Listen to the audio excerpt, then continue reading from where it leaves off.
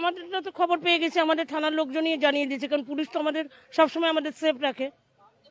হ্যাঁ হ্যাঁ হ্যাঁ, আমাদের পুলিশ জানিয়েছে, আমাদের দুর্বার অফিস জানিয়েছে।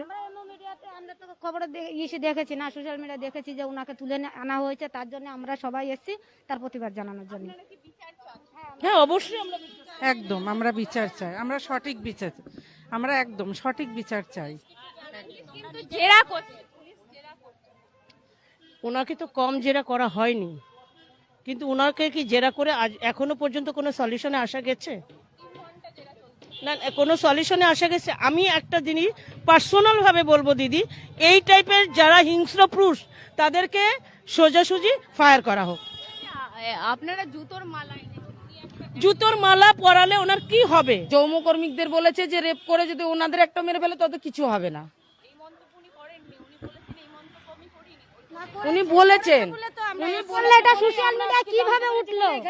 আজকে যদি উনি যদি এইভাবে যদি কোনো বক্তব্য না যদি সোশ্যাল মিডিয়া না ছাড়তো, তাহলে যে এই যে এত এত লোক দেখেছে, তার জন্য তার আইনের ব্যবস্থা নিতে বলেছে, তার জন্য আইনের লোকে তারা তুলে নিয়ে এসছে। কেন নিয়ে এসছে? ইতিমধ্যেই কথা বলছিলাম, রীতিমতো আরো সবাই এসেছেন, এখানে অনেকজন দাঁড়িয়ে আছে দিদিরা।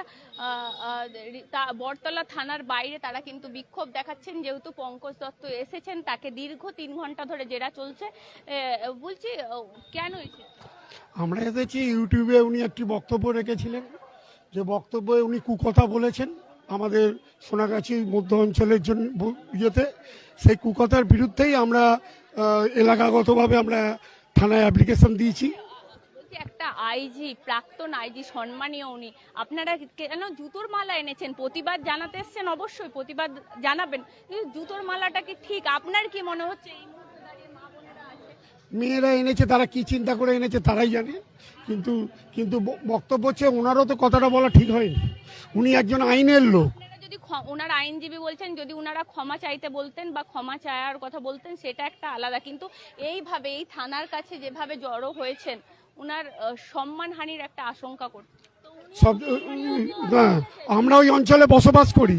উনি যে কথাটা বলেছে, আমাদেরও তো ছেলে মেয়ে আছে, তাদের তো সম্মানহানি হচ্ছে, তাদেরও তো সম্মানহানি হচ্ছে না।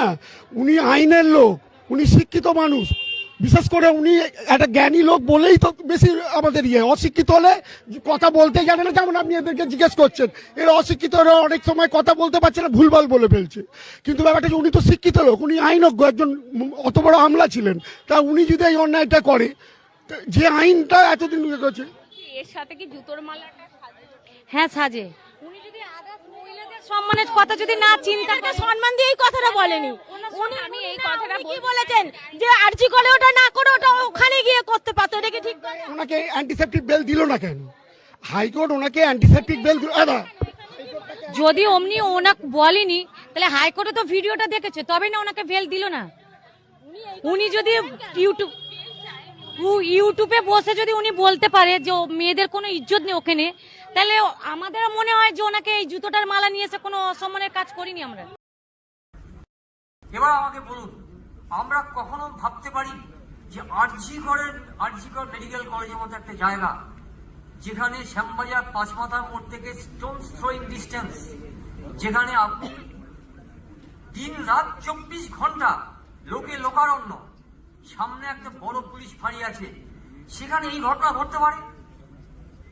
একটা মেডিকেল প্রশাসনের চক্ষু এড়িয়ে এরকম একটা জঘন্য নারকীয় পাশবিক ঘটনা ঘটতে পারে?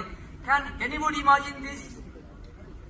এটা কিন্তু অন্য জায়গা হলে আমরা বলতাম, এই ঘটনা যদি সোনাগাছিতে ঘটতো আমরা বলতাম এটা হতেই পারে, কিন্তু এই ঘটনা আরজিকরের মতো জায়গা হতে পারে না।